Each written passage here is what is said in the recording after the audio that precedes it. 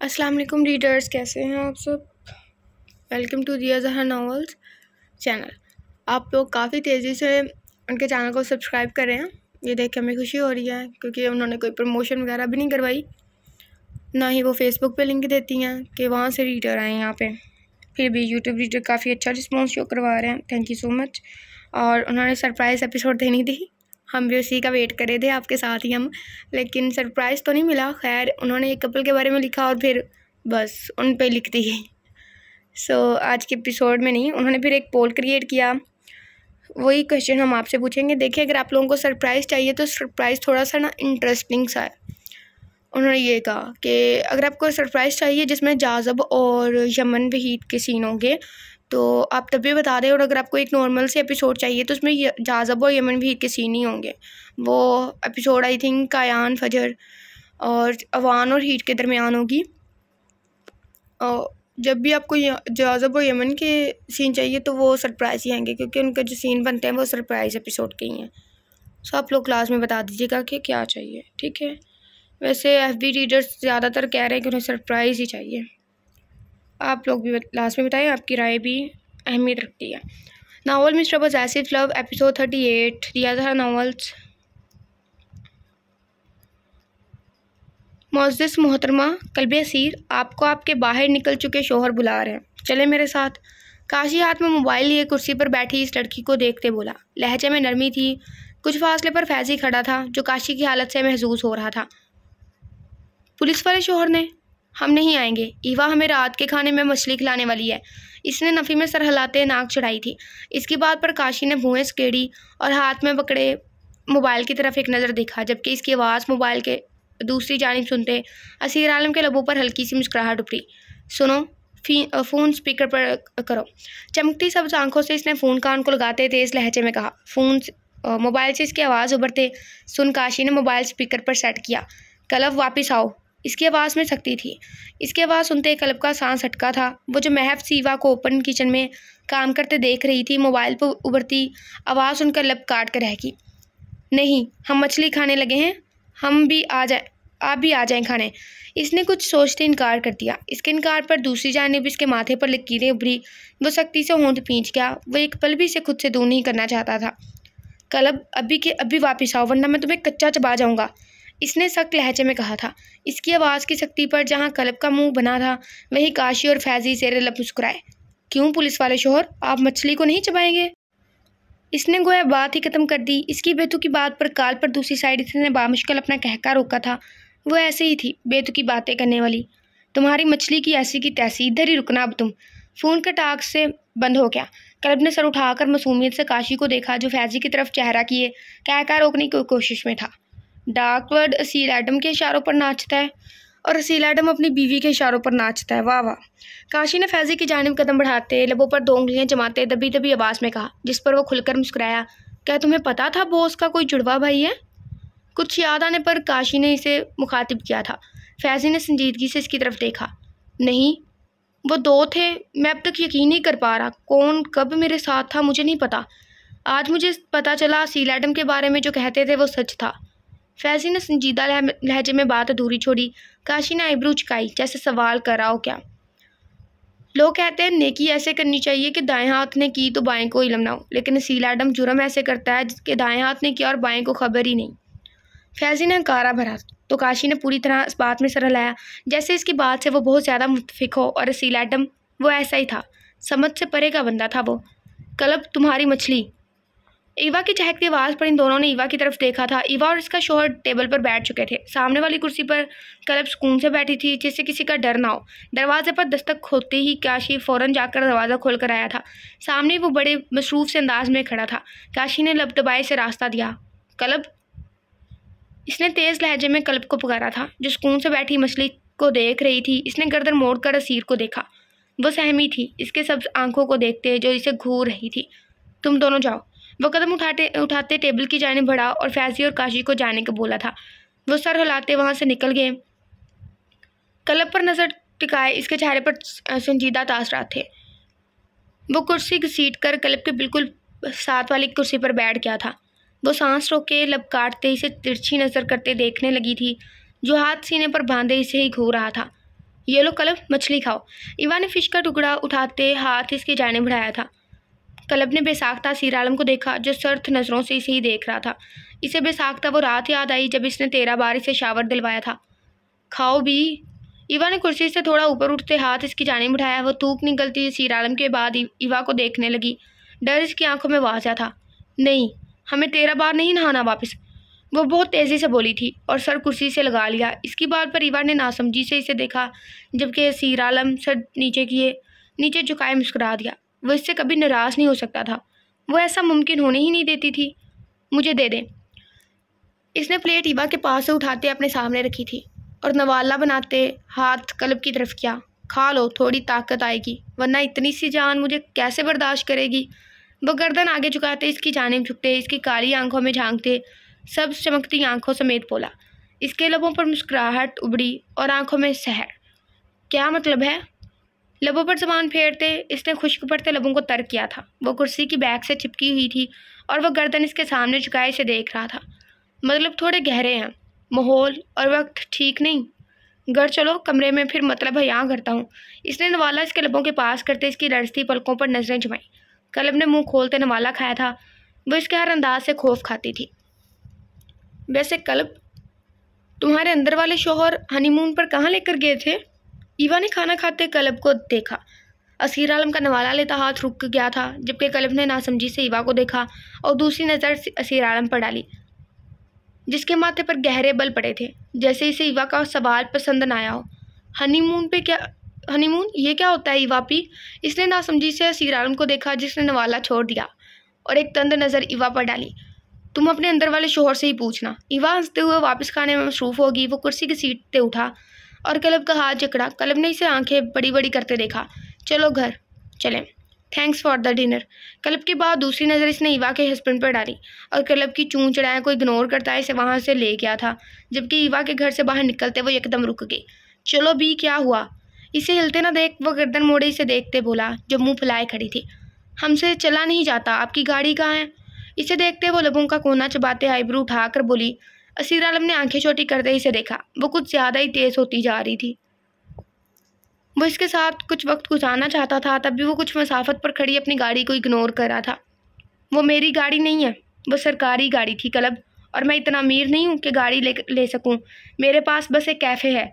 Club के हाथ पर दबाव बढ़ाते हुए उसे चलने का इशारा करते बोला था।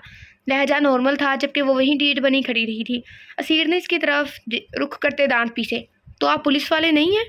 इसने असीर आलम की घूरी को नज़रअंदाज करते मुंह फैलाए हुए पूछा था। हाँ, तो वो कानूनी गाड़ी है कलब, और इस वक्त मैं तुम्हारा ज़ाती शरई और कानूनी शोहर हूँ। कदम इसकी तरफ बढ़ाते हुए एक कदम के फासले पर आकर रुक गया। इसका दिमाग ख़राब करी थी ये लड़की, और अब इसे गुस्सा आ रहा था इस पर। हाँ, तो वो गाड़ी तो कानून की है ना, कानूनी शोहर जी? इसने चमकती काली आंखें इसके चेहरे पर टिकाए फ़ौरन इसका जुमला उछक डाला। कलब, वो बेसाख्ता हाथ माथे पर मार गया, जबकि कलब ने लब दबाए थे। वो अनजाने में से बुरी तरह जिद कर चुकी थी। तुम्हें नहीं चलना ना, बस इतना ही ना? लो बात ख़त्म। इसने एक कदम का फासला भी समेटते इसके नाजुक वजूद को बाहों में भर लिया था, जबकि इसकी हरकत पर कलब की आंखें फैल गई। खबरदार, जो एक लफ्ज़ भी ज़ुबान से निकालने की गलती की तो कलब, मैं यही तुम्हारे लबों को इस गुस्ताखी की सज़ा दे डालूंगा। इसे बोलने की कोशिश करते देख वो सख्ती से बोला तो कलब ने मुंह फुलाया था। वो इसकी अदा पर मुस्कुराते इसे उठाए सड़क के किनारे चलने लगा। लोग इन्हें देखकर मुस्कुराते हुए जा रहे थे, जबकि वो बगैर किसी की परवाह किए इसे उठाए चल रहा था। हमने मछली भी नहीं खाई। वो इसकी गर्दन की तरफ चेहरा ले जाते अफसोस से बोली। अचानक इसकी सर्द उंगलियों का लिमस अपनी गर्दन की नसों पर महसूस करते इस शख्स के हवास बुरी तरह ख़राब हुए। वो गहरा सांस भरकर रह गया। मेरे जज्बात जगाने के बाद तुम्हारा मुझे नज़रअंदाज करना मुझे सख्त जहर लगता है। इसने इसके वजूद पर गिरफ्त सख्त करते दबी दबी आवाज़ में कहा था। कलब ने इसके चेहरे को देखा। वो समझ नहीं पाई थी। इतनी मछलियाँ खा ली हैं तुमने कलब, कि अब तुम्हारे पेट के तालाब में वो तैर रही होंगी। इसे देखते हुए शरारत से बोला था। कलब ने आंखें छोटी करते इसे देखा। अच्छा, तभी हमें भूख लगती है बहुत। वो मछलियाँ हमारा सारा खाना खा जाती हैं जो हम खाते हैं। वो अफसुर्दगी से इसके कंधे पर सर रखते बोली थी। वो धीरे से मुस्कुराया। इसका दिल किया इसके वजूद को बाहों में उठाए ही वो कहका लगाए, मछलियाँ तुम्हारा खाना खाती हैं और तुम मेरा दिमाग। दिल तो ठिकाने पर पहले ही नहीं लगता है। अब मुझे 2 दिमाग दरकार होंगे। अब मेरे ख़राब दिमाग की भरपाई कौन करेगा? इसने आईब्रू झुकाते सवाल किया था। इसकी नज़रें इस पर जम सी गई। हमें वो खाना है। इसने हाथ के इशारे से आइसक्रीम की तरफ इशारा किया और असीर की बात को यकसर नज़रअंदाज किया। वो ठंडी हवा भरकर आएगी।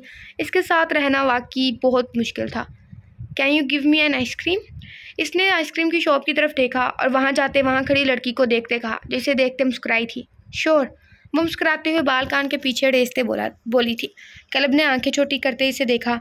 वो इसकी ज़बान समझ नहीं पाई थी। इसने भी अपने बाल कान के पीछे किए। इसकी हरकत को असीर आलम ने बड़े वाज़ेह अंदाज में देखा था। आइसक्रीम लेते इसने इसे कलब की जाने बढ़ाया था। आप कैसे बात कर रहे थे? हमें वो सीखना है। आइसक्रीम खाते इसने खूबकी से इसकी सब्ज चमकती आंखों में देखते कहा, तुम्हें इंग्लिश क्यों सीखनी है? इसकी चलन से लुत्फ़अंदोज़ होते इसने चेहरा हल्का सा आगे करते इसके लबों से लब मिस किए थे। कलब के गाल दहक उठे। इंग्लिश है वो?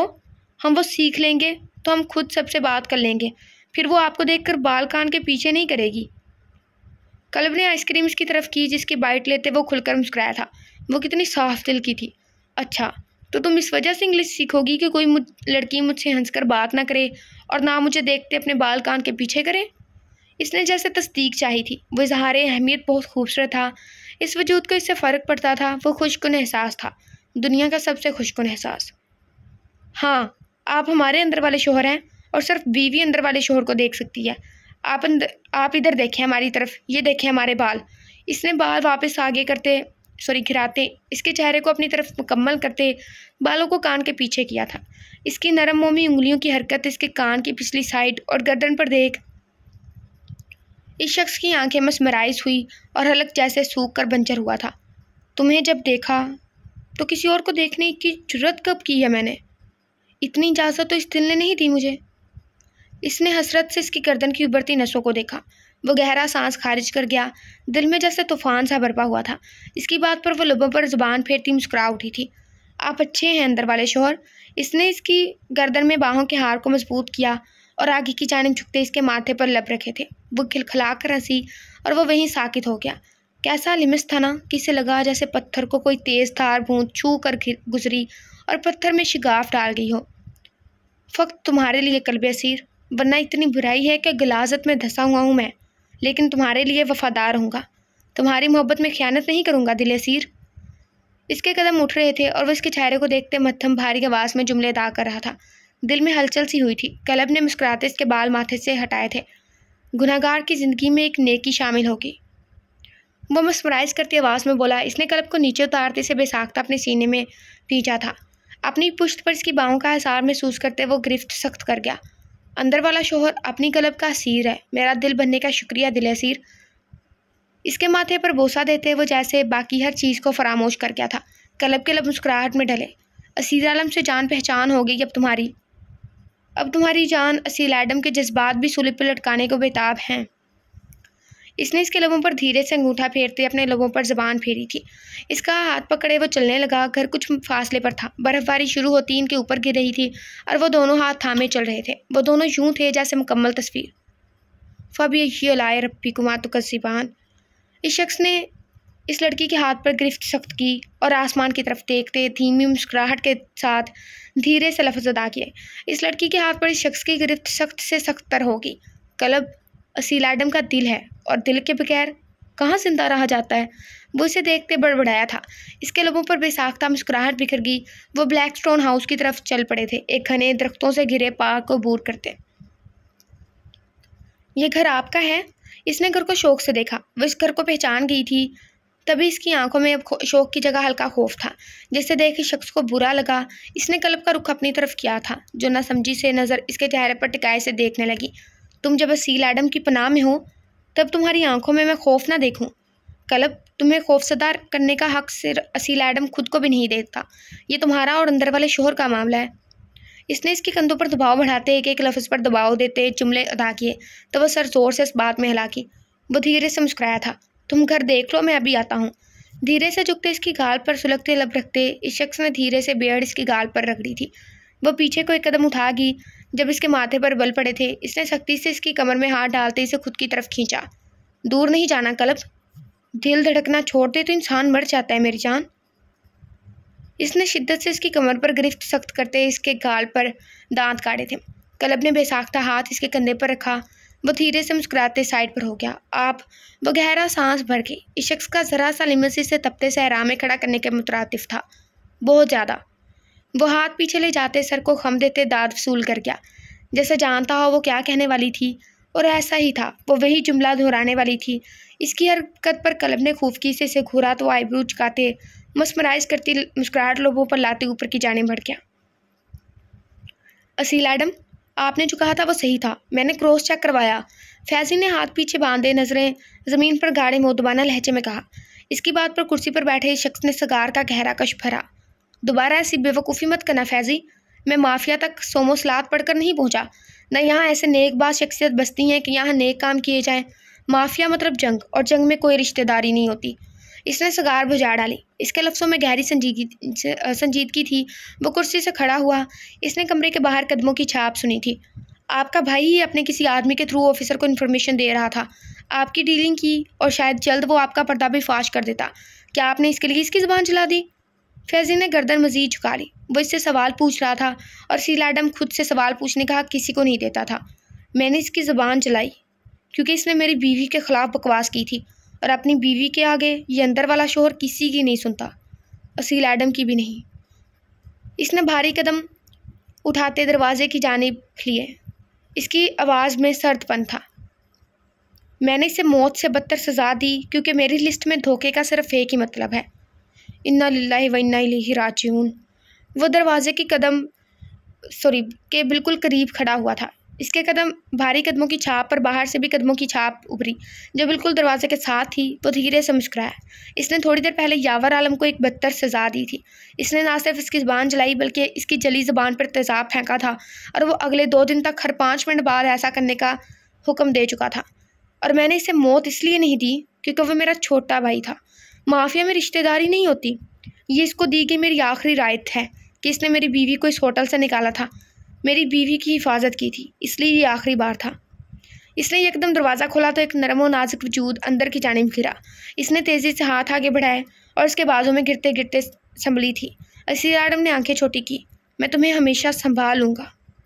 अपनी बाहों में इस वजूद को देखते इसके लबों पर बेसाख्ता मुस्कुराहट उभरी थी, जो आंखें नीचे सांस तक रोके स्टिल हो गई थी। इसकी बात पर आंखें खोल कर देखा। जिन हाथों ने गन संभाली वो बीवी को संभाल रहे हैं। कैसा ज़माना आ गया है। फैजी ने कान की लू मसलते ठंडी या भरती आवाज़ हत्तकुल मकान कम ही रखी थी, लेकिन असील एडम ने गर्दन मोड़कर इसे देखा। असील एडम, मैं चलता हूँ। वो तेज़ी से बाहर निकल गया। इसने कलब को अपने साथ लगाते इसे आंखें छोटी करते घूरा था, जो सर झुकाए उंगलियाँ मसल रही थी। इसने कदम आगे बढ़ाते दरवाज़ा बंद कर दिया। इसके लोगों पर एकदम मुस्कुराहट उभर की। बॉस क्या कर रहे हैं अंदर? काशी ने फैजी को बाहर निकलते देख सवाल किया था, जिसने सीढ़ियों के पार बंद दरवाजे को देखा। ओटावा को नचाने वाले की खुद नाचने की बारी है। फैजी ने कंधे झुकाते कदम आगे बढ़ा लिए, जबकि काशी ने इसे घूर कर देखा था। तुम जासूसी कर रही थी मेरी? सोफे की तरफ कदम बढ़ाते इसने इसके झुके सर को देखा, जो खुद भी कदम उठाते टेबल के पार सोफे पर बैठ गई थी। आप इतना भी हुस्न जमाल नहीं रखते कि नज़र रखें हम आप पर, इसने मुंह बनाते जवाब दिया, जबकि मेज़ के पार इस शख्स का मुंह खुल गया था इसके तेज़ तरार जवाब पर। वो इसे देखता रह गया। ये वो लड़की थी क्या जिससे 4 साल पहले मिली थी? बहुत बोलने नहीं लगी तुम? टांग पर टांग चढ़ाते इसने आईब्रो झुकाया था। सवाब वाली मोहब्बत से रोशनास करवाना पड़ेगा तुम्हें। इसने लबों पर जबान फेरते इस बात में सर हिलाते जैसे कुछ सोचते इसकी तरफ चमकती तिलस्मज़दा नज़रों से देखा। इसकी नज़रों के सहर के चलते वो बदल हुई थी। नहीं, वो सब आपको सील एडम क्यों बोल रहे हैं? इसका क्या मतलब है? मुकाबिल शख्स की नज़रों से घबराते इस लड़की ने बात फ़ौरन बदल दी। इसकी चलाकी पर वो ज़ेरे लब मुस्कुराया। असील एडम तुरक लफ्ज़ है जिसके मायने है शरीफ आदमी।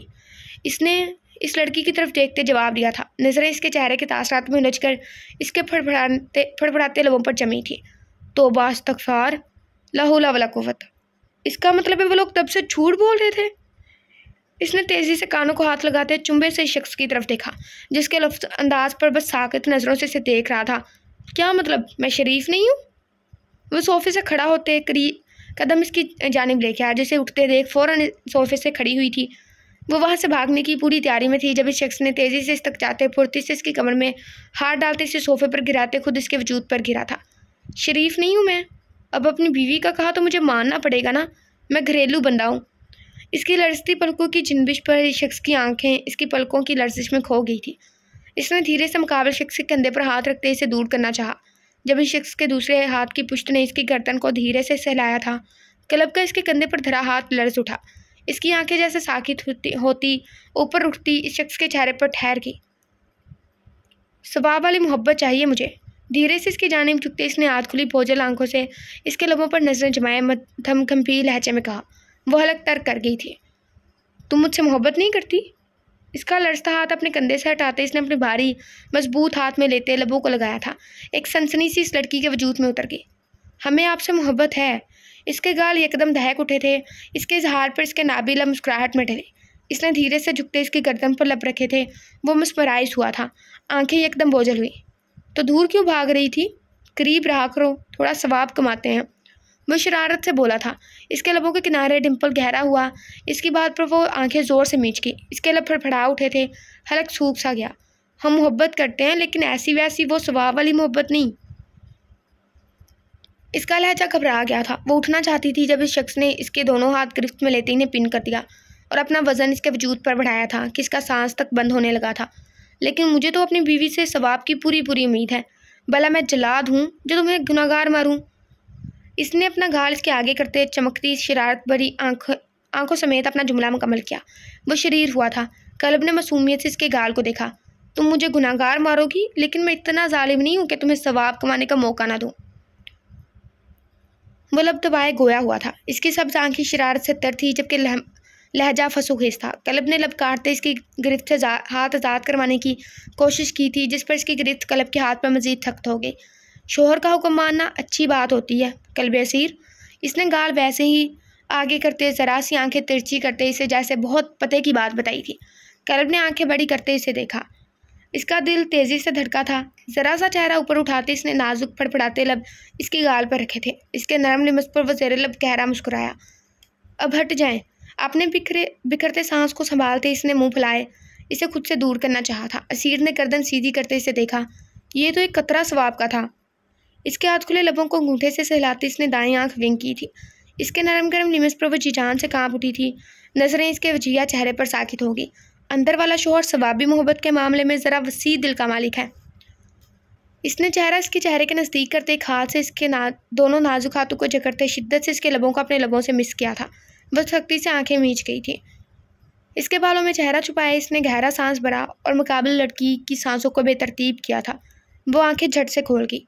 असीर, इसके लफ्ज़ लड़खड़ा उठे थे। जब एक शिद्दत भरा लिमस अपनी गर्दन पर महसूस हुआ, इसका दिल हथेलियों में धड़का था, जबकि दूसरी तरफ इसने खमार नज़रों में समेट कर गर्दन उठाकर इसे देखा।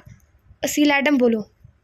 इसके कान के करीब चेहरा ले जाते इसने बहुत धीरे भारी भोजल गंभीर लहजे में ख्वाहिश जाहिर की। इसके लब इस लड़की की कान की लू को मिस कर गए थे। हम झूठ नहीं बोलेंगे। इसने बामुश्किल अपना एक हाथ इसकी गिरफ्त से आज़ाद करवाते इसके कंधे पर रखते नफ़ी में सर लाया। वो धीरे से हंसा। अच्छी बात। इस वक्त वाकई मैं शरीफ हरकतें नहीं करूँगा।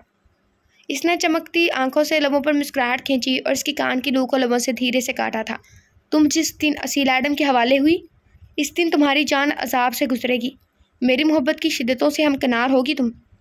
इसने ऊपर उठते इसके माथे पर बोसा दिया। इसकी बात पर वो लब दबाए मुस्कुराहट रोक गई थी, गोया वो दिन कभी नहीं आएगा। इसके लबों को मुस्कुराहट रोकते देख वो एक आईब्रू उठाए इसे देखने लगा था। शराफत रास ही नहीं है, ना अंदर वाले शोहर को, ना शोहर के इस दिल को। वो इसके लबों पर शिद्दत से झुका। इसकी सांसों को अपनी सांसों में उलझाते इसने इस लड़की को अपनी मोहब्बत की शिद्दत से हल्का सा रोशनास करवाया था कि वो सांस तक रोक नहीं ले पा रही थी, जबकि वो यूं ही इस पर काबिज होता इसे मुकम्मल अपनी कैद में ले गया। वो इसकी शिद्दत पर लिमस पर तड़प उठी थी, जबकि वह यूं ही बेखुद सा इसके लबों पर झुका खुद को सराब करता रहा। जारी है। ये सरप्राइज़ नहीं है। माजरत, हम क्या करें, एक को लिखे तो दूसरा फिट नहीं होता। क्या मुसीबत है कि सरप्राइज़ की बारी ही नहीं आ रही। खैर, स्टे ब्लेस। क्या करे दिया। ओके, एपिसोड ख़त्म हो गई। अगले एपिसोड में मिलते हैं। अल्लाह हाफिज़। और अपना बहुत सारा ख्याल रखिएगा। वीडियो क्लास में शेयर करें, चैनल को सब्सक्राइब करें। ये ना हो कि तारीफ़ हो गई और आप लोग लाइक करना या सब्सक्राइब करना छोड़ दें। प्लीज़ लाजमी सब्सक्राइब करें, इससे राइटर को हौसला मिलता है। और उनका एक प्यारा सा मैसेज था कि जिस दिन वो अपनी मंजिल पे पहुंच गई ना, तो वो चाहती हैं कि उस दिन जो लोग शुरू से मतलब पहले कदम के सफ़र से उनके साथ थे, वो लोग तब भी उनके साथ हों, क्योंकि वो कहती हैं कि आप लोग उनकी डायरीज़ हैं, ऐसी डायरी जिनके दिलों में उनकी अल्फाज रकम है और वो हमेशा रहेंगे। सो इसलिए वो आपको डियर डायरी बुलाती हैं। खैर, अगली वीडियो में मिलते हैं। अल्लाह हाफ़िज़। अपना बहुत सारा ख्याल रखिए और यूँ ही साथ दीजिएगा। खुदा हाफ़िज़।